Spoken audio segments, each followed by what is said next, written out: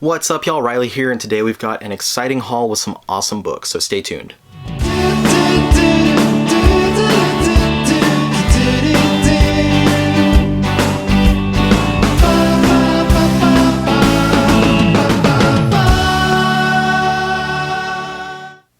Alright, like I said, it's haul time today. We got a lot of awesome books to talk about.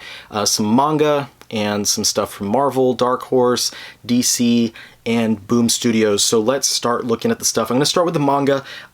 This is some cool stuff because I was actually contacted by UDON Entertainment to do some reviews on some books for them. So they sent me a few books and I will be working on getting reviews of these videos. So look forward to 3 review videos of these books from UDON Entertainment that are going to be coming in the next week or two. So I got from them some stuff that I haven't read yet and one volume I have read, which is Rose of Versailles. So I'm going to reread this so I can do a new review of the Rose of Versailles hardcover. This is the first volume. I'm just going to say here, one of the more beautiful looking volumes of manga that I've ever seen. It's up there with stuff like Dark Horse's Berserk and stuff, so I'm excited to make a video on that one. And then I have not read Stravaganza, The Queen in the Iron Mask. This is the first volume of that series.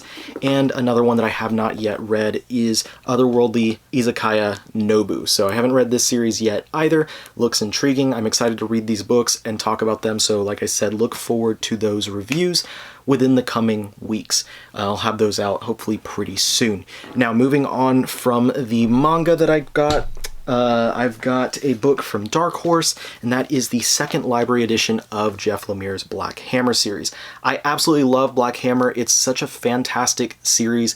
I have been reading it since the first issue came out and just have absolutely adored it and every single miniseries that's spun out of it. This collects the entirety of the 12-issue Age of Doom series. This is the second and supposedly final story of the Black Hammer universe, and then everything else is going to be like mini-series based on other characters and stuff like that. So we get the 12-issue Age of Doom as well as the one-shot for Cthulhuese, and then the Black Hammer World of Black Hammer Encyclopedia. So a lot of material in here, and I love Dark Horse's library editions. They are very well built, large, sturdy books that are easy to read because they're never too thick. They're always about a dozen to 15 issues in length, something around that. So very excited about this. If you haven't tried out Black Hammer yet, I really recommend it. At least pick up the first paperback. I think you can get it for pretty cheap. It is a nice kind of new superhero world that Jeff Lemire has created that has his own style to it. You can definitely tell it's one of his books, but it also gives a lot of references towards stuff from Marvel and DC's superhero catalog. So I really love this series. I highly recommend it. And like I said, at least pick up the first paperback edition to try it out for yourself. Next, I've got from Boom Studios, and this was formerly a Dark Horse book. It was published by Dark Horse, but then the rights to the franchise moved to Boom, and now luckily Boom is giving us a couple of library editions to kind of wrap up what Dark Horse didn't get to do, and that is Buffy the Vampire Slayer. So we've got the Season 12 hardcover here. This collects both the Season 12 4-issue miniseries as well as the Giles Girl Blue miniseries. Both are 4-issue minis, so 8 issues in total in this book. So it's pretty exciting. This is the end of all of the Dark Horse Buffy stuff, and Boom has started their own Buffy series, but it's a different continuity. It starts back, I think, during the events of the show and stuff like that. So I'm really excited though that Boom was able to go ahead and give us these hardcovers going over the end of the Dark Horse material. I think the only material remaining that hasn't been made into library editions from Boom is the Season 10 Angel stuff, so hopefully they can get to that. Hopefully there's no rights issues that are holding that up. I don't believe there would be, but hopefully they do that so we can have everything complete in nice library hardcovers. Now moving to Marvel, I've got a couple of paperbacks. The first one is Amazing Spider-Man The Gauntlet Complete Collection Volume 2. After this, there should be just one more complete collection that'll bridge the gap from Brand New Day over to the big time stuff by Dan Slott, and from that point we have most of Dan Slott's stuff is collected in complete collections or collected in oversized hardcovers. So this has issues 627 to 637, wrapping up the whole Gauntlet and Grim Hunt storylines, as well as the Grim Hunt Craven Saga one-shot. And then Amazing Spider-Man Presents Black Cat 1 through 4, material from Web of Spider-Man 6 and 7, as well as Many Loves of Amazing Spider-Man number 1. So I really love these Amazing Spider-Man complete collections, not just because of the material from the main series that it collects, but also because, like I mentioned with all those other series and issues that are in there, it collects all the tie-in issues and miniseries from around that time. And we've seen that through all of the big time books and all the Brand New Day books. They collect basically everything that's been happening with the Spider-Man franchise during these points. So there should be one more collection, one more complete collection like this to collect. It would be a One Moment in Time and the Origin of the Species, plus probably the Extremist storyline from Web of Spider-Man. And on top of that, if there's any other material that I don't know about, one-shots, annuals, miniseries, other stuff that happened around that time, then they'll probably shove that in there as well. But hopefully that does get made so we can have this entire era on Spider-Man all the way through big time collected across these nice complete collection paperbacks. And then one more paperback that is complete collection in everything except for name is X-Men Reload, or Reloaded rather. This is the final of the 3 new thick paperbacks of Chuck Austin's run. Now I know Chuck Austin's run is definitely one of the most disliked runs on the X-Men, especially when it comes to the more modern runs on the series, but I am huge X-Men completist. Check out my video from last Friday. I did a library tour of my comics and stuff, and the first shelf that I went over was my X-Men shelf. You can see what I mean when I talk about being a completist. This concludes that run and comes up to, I believe, the material that Claremont wrote on Uncanny X-Men when he came back to the series. So this has issues 437 to 433 of Uncanny X-Men, but it also includes the new X-Men 155 to 156, and then it gets retitled back to X-Men, and it collects issues 157 to 164. So all of the much unloved run by Chuck Austin is now collected in 3 of these nice, thick paperback editions. Next, from Marvel, another X-Men related book, we've got the X-Men Grand Design by Ed Piskor. I was a huge fan of these miniseries when they were being published, and I actually did grab the even larger sized Treasury editions. But I decided to go ahead and grab the Omnibus edition because I have a little bit of a format preference. And I know that it's smaller than the Treasury editions, but I like that this is going to line up on the shelf with the rest of my X-Men books because this is a great looking book itself. And I love having it all in one package. Now this includes all 6 issues of Piskor's Grand Design, as well as the classic X-Men issues that he recolored himself. Issue 1, Giant Size X-Men 1, and Uncanny X-Men 268. He went ahead and recolored the artwork and touched it up in his own style, and I'm going to show an example of that. Now the whole book is on matte paper, and it does have this kind of archival look to it. It has kind of a brown tone over it, which works perfectly for what he does on the series. I really love this. This is basically him retelling the events of the X-Men franchise from issue number 1 up to a certain point in their history, enveloping every ongoing series, and then taking everything that happened in all those titles and rearranging them into chronological order from the beginning until the point where he ends the whole Grand Design third little 2-issue miniseries. It's great for existing X-Men fans, and it's also pretty good for new fans who kind of want a history lesson on the X-Men. It does have a couple of twists in there where it's not an exact just history book. It does have its own little storyline that it goes through, but I really love this series. I highly recommend it as an X-Men fan, and I'm happy to have it on my shelf that I'm going to be putting next to my X-Men Omnibus editions. Now moving on from X-Men related books, I've got one of the best recent events that's come out from Marvel, in my opinion, and that is Absolute Carnage. Now, this is the event that spun out of Donny Cates' Venom. After the whole first year of material that he did, he went into the Absolute Carnage storyline. So this includes that event plus all of the tie-ins, and there's a lot of material. It has the 5-issue Absolute Carnage miniseries, Absolute Carnage vs. Deadpool, Absolute Carnage Lethal Protectors, these are all 3-issue miniseries, Absolute Carnage Miles Morales, Absolute Carnage Scream, and then the one-shots, Absolute Carnage Avengers, Captain Marvel, Immortal Hulk, Separation Anxiety, Symbiote of Vengeance, and Symbiote Spider-Man, as well as Weapon Plus.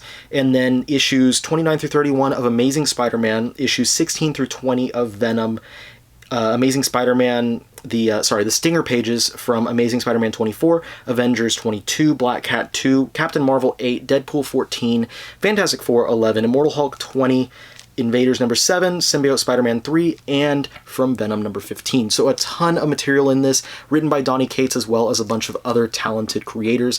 I absolutely loved this event. This was such a fun series, and definitely, like I said, in my opinion, one of Marvel's best events in a while. If you are a fan of Venom and Carnage and all that stuff, then I definitely recommend checking out this miniseries because there is a lot to love here, and they've packaged it in this nice omnibus edition where we have the entire event in one place. So if you have that first hardcover of Venom that collects the first 12 issues, you can go straight from there into this book. And I know that there's a few issues, 13, 14, and 15, that are missing in between, but that material from the Venom series is written by Cullen Bunn, and it ties into War of Kings and doesn't really deal with what's happening in the Donny Cates Venom series. So you can read that separately, you can read that in the paperback edition, or you can read that as part of the War of Kings omnibus. And then one last book from Marvel. This is one that it's from an era of Spider-Man that a lot of people are not huge fans of, but it is definitely a legendary time on the book, and that is the second volume of the Ben Reilly saga. So this wraps up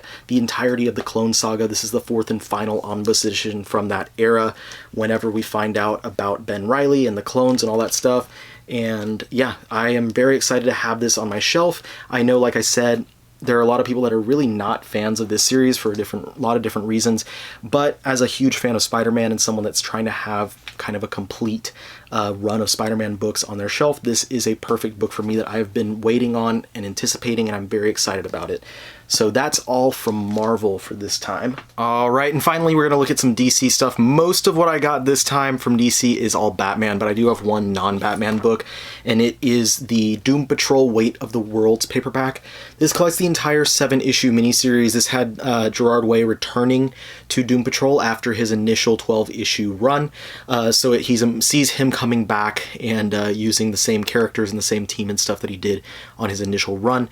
This is the most recent of the Young Animal paperbacks, and it has the same trade dress, so it's going to match up on your shelf with the rest of the stuff. The only remaining Young Animal title that has not been collected yet is the currently still ongoing Far Sector series. That's going to be a 12-issue series. I think it has 7 issues out so far. There's no solicitation for a first volume, so I'm guessing they're just going to wait and do all 12 in a single volume, and that'll be the end of Young Animal, unless we see some more Young Animal books coming out. I enjoyed this. It's a good little mini-series. I like Gerard Way's writing a lot. I liked his Doom Patrol, so I'm excited to have this paperback added to the shelf with the rest of my Young Animal stuff. And then starting on the 4 Batman books that I got, the first one I have here is The Dark Knight Returns the Golden Child by Frank Miller with Raphael Grandpa on art. I enjoy these kind of one-shots they're doing to add on to the Dark Knight material from Frank Miller. The Dark Knight 3 was not great, but I did enjoy The Last Crusade, and then this is really fun too because we get to see Raphael Grandpa, a really great artist who doesn't do a ton of work, come in and kind of give his interpretation of these characters by Frank Miller. The story is not the greatest, but it is fun if you're a fan of this, these Batman stories by Miller, and it has some great artwork by Grandpa, as I've been mentioning.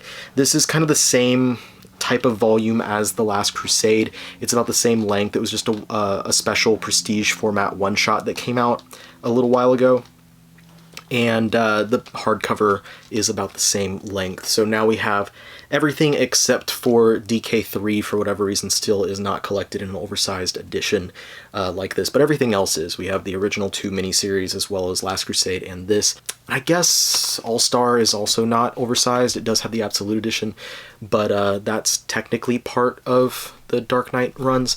Anyway, moving on, we also have from Black Label, that was a Black Label book, we have the Joker Killer Smile miniseries by Jeff Lemire with Andrea Sorrentino.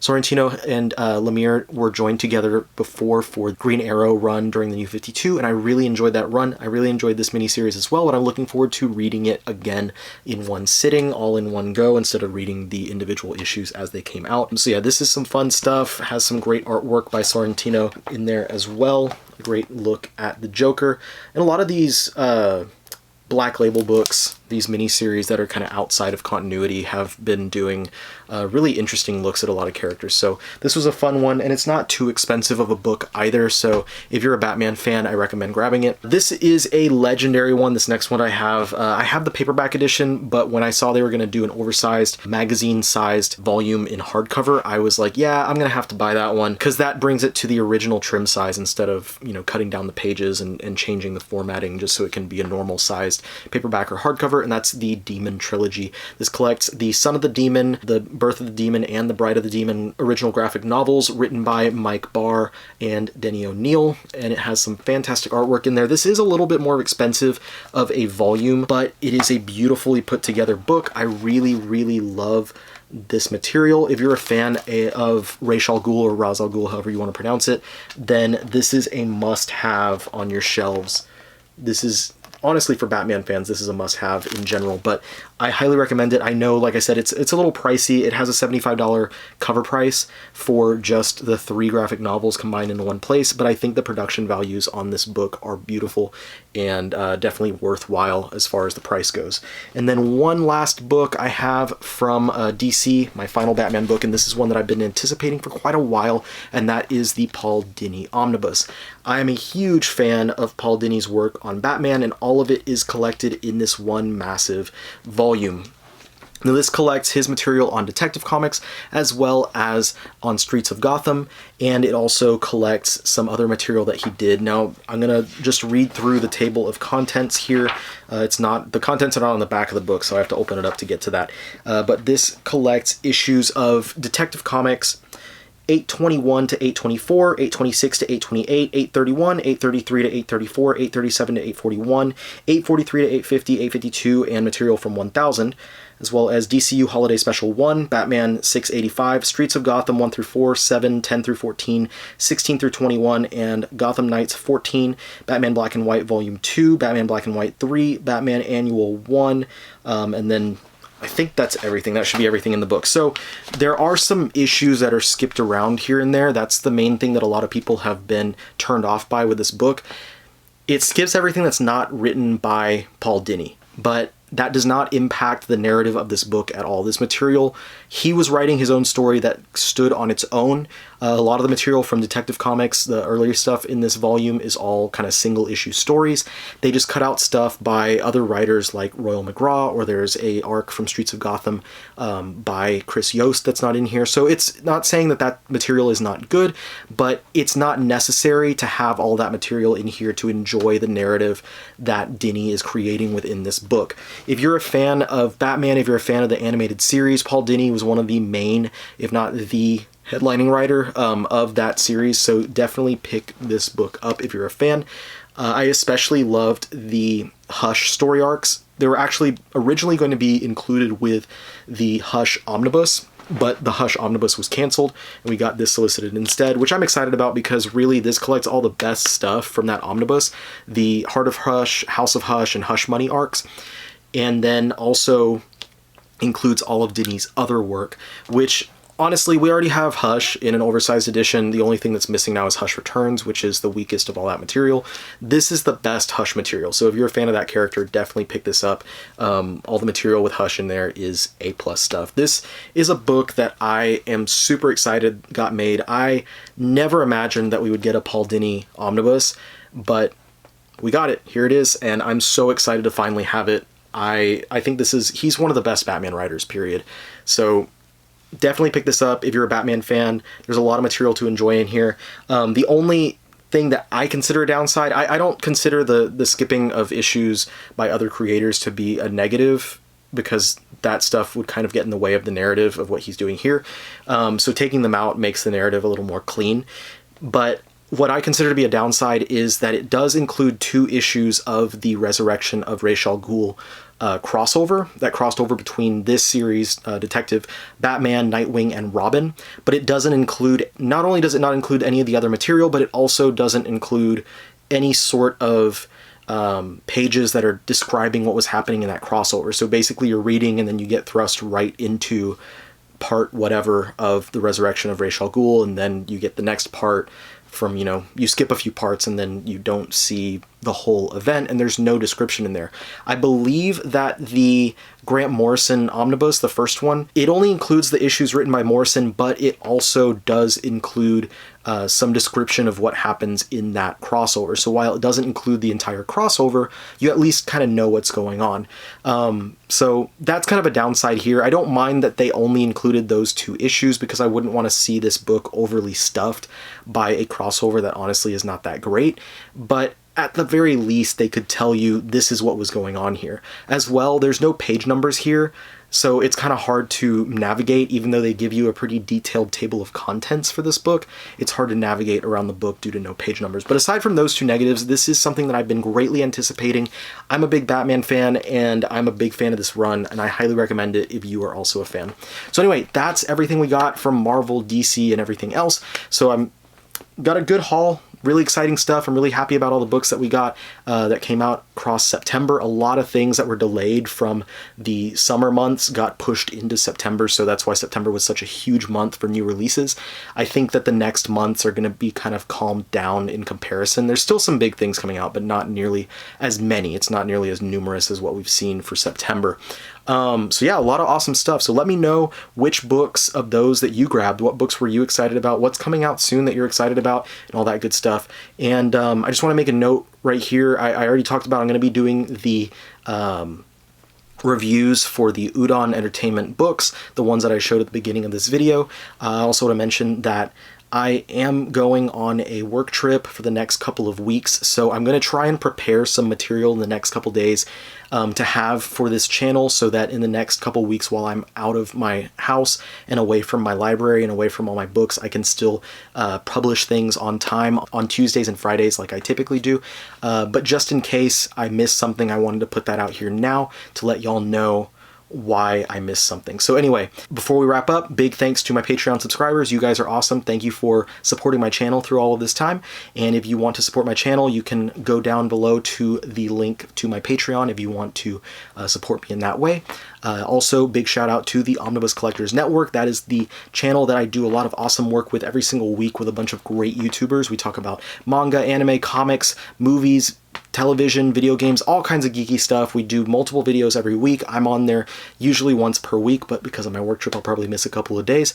But anyway, go check them out, the Omnibus Collectors Network. If you like what you see on my videos, you'll definitely love what we do over there. Anyway, that wraps everything up for this video. Thank you so much for watching. If you've not subscribed yet, please click that subscribe button down below, and I'll see you guys on the next one. Peace out.